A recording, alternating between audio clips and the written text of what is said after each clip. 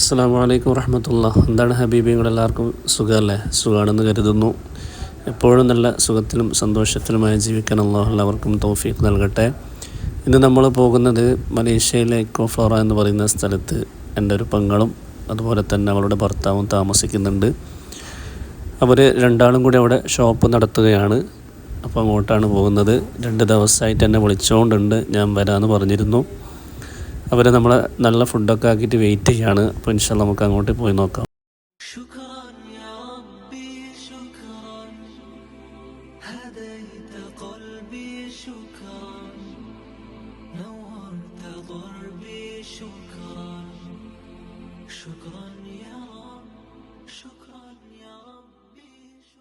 എൻ്റെ കൂടെ ഉള്ളത് അഹമ്മദ് എന്നാണ് അദ്ദേഹത്തിൻ്റെ പേര്. അദ്ദേഹത്തിൻ്റെ വണ്ടിയിലാണ് യാത്ര ചെയ്യുന്നത്. മലേഷ്യയിൽ അത്യാവശ്യ സ്ഥലങ്ങളൊക്കെ ഇപ്പോൾ കൂട്ടിക്കൊണ്ടുപോയി കാണിച്ചു തരുന്നത് അഹമ്മദ്ക്കയാണ്. അഹമ്മദ്ക്കാക്ക് മലേഷ്യയിൽ ഷോപ്പും കാര്യങ്ങളൊക്കെ ഉണ്ട്.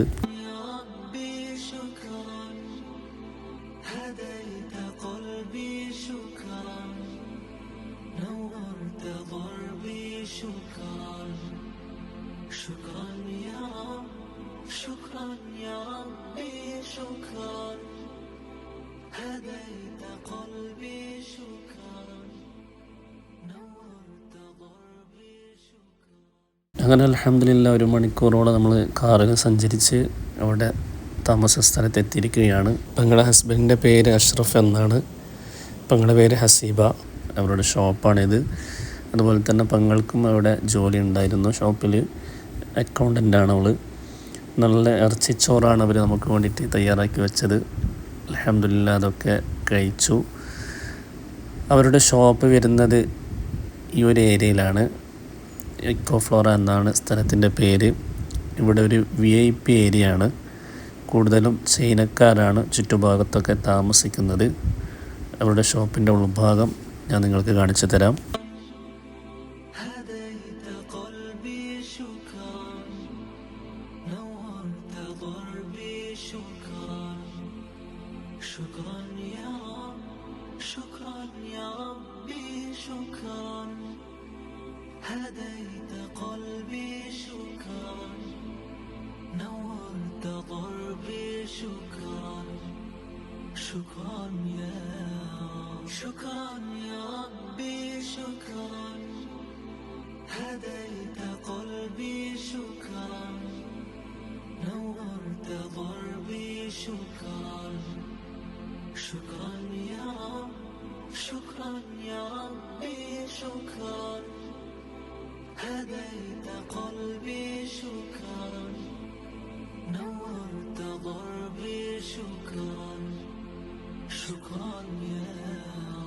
يا منزل القرآن يا خالق الإنسان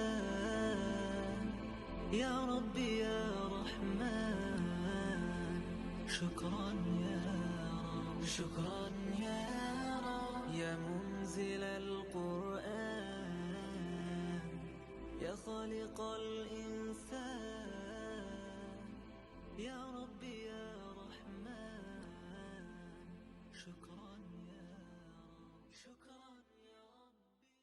അപ്പോൾ ഇതാണ് അവരുടെ ഷോപ്പ്. ഷോപ്പിൻ്റെ അടുത്ത് തന്നെ ഒരു തടാകം ഉണ്ടായിരുന്നു. അവിടെ പോയി നല്ല മനോഹരമായ സ്ഥലം. അവിടെ നിന്ന് കുറച്ച് വീഡിയോസും ഫോട്ടോസൊക്കെ എടുത്തു.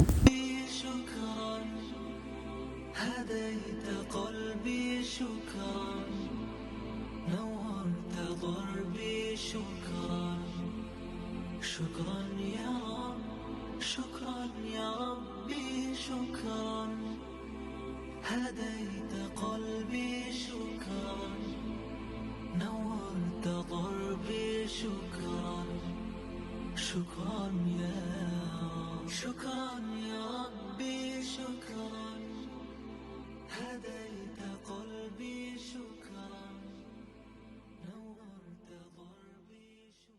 അത് കഴിഞ്ഞ് നമ്മൾ യൂറോപ്യൻ മാതൃകയിലുള്ള ഒരു ഡെസ്റ്റിനേഷനിലേക്കാണ് പോയത്. ഇത് ജൗഹർ ബഹ്റുവിലെ എക്കോ ഫ്ലോറ എന്ന സ്ഥലത്തുള്ള എക്കോ പല്ലാഡിയം എന്നറിയപ്പെടുന്ന ഒരു അടിപൊളി സ്ഥലമാണ്. ഇവിടെ ഫുഡ് കോർട്ട്, അതുപോലെ തന്നെ കഫേ, ഷോപ്പിംഗ് സെൻറ്ററുകൾ, അതുപോലെ മുതിർന്നവർക്കും കുട്ടികൾക്കും അവരുടെ പഠനത്തിൻ്റെ ലക്ഷ്യങ്ങൾ നേടുന്നതിനുള്ള വിദ്യാഭ്യാസ സ്ഥാപനങ്ങൾ, അതുപോലെ ഓഫീസുകൾ, മെഡിക്കൽ സെൻ്ററുകൾ എല്ലാം ഉൾക്കൊള്ളുന്ന എന്താ പറയുക, വിനോദവും ബിസിനസ്സും എല്ലാം ഒരുമിക്കുന്ന മനോഹരമായ ഒരു സാമ്രാജ്യം എന്നൊക്കെ വേണമെങ്കിൽ പറയാം. നല്ല അടിപൊളി സ്ഥലം. شكرا يا ربي شكرا هديت قلبي شكرا نورت ضربي شكرا شكرا يا رب شكرا يا ربي شكرا هديت قلبي شكرا نورت ضربي شكرا شكرا يا رب شكرا يا ربي شكرا هديت قلبي شكرا نورت ضربي شكرا شكرا يا رب شكرا يا ربي شكرا هديت قلبي شكرا نورت ضربي شكرا شكرا يا رب يا منزل القرآن يا خالق الإنسان يا ربي يا رحمن شكرا يا رب شكرا يا رب يا منزل القرآن يا خالق الإنسان يا ربي يا رحمن شكرا يا رب شكرا يا ربي شكرا هديت قلبي شكرا نورت ضربي شكرا شكرا يا رب شكرا يا ربي شكرا هديت قلبي شكرا نورت ضربي شكرا شكرا يا رب شكرا يا ربي شكرا هديت قلبي شكرا نورت ضربي شكرا شكرا يا رب شكرا يا ربي شكرا هديت قلبي شكرا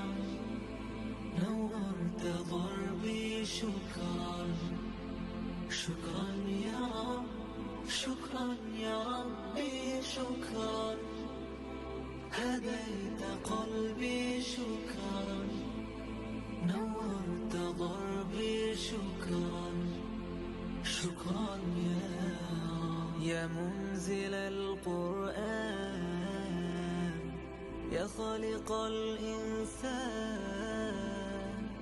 يا ربي يا رحمن شكرا يا رب شكرا يا رب يا منزل القرآن يا خالق الإنسان يا ربي يا رحمن شكرا يا رب شكرا يا ربي شكرا هديت قلبي شكرا نورت ضربي شكرا شكرا يا رب شكرا يا ربي شكرا هديت قلبي شكرا نورت ضربي شكرا شكرا يا رب شكرا يا ربي شكرا هديت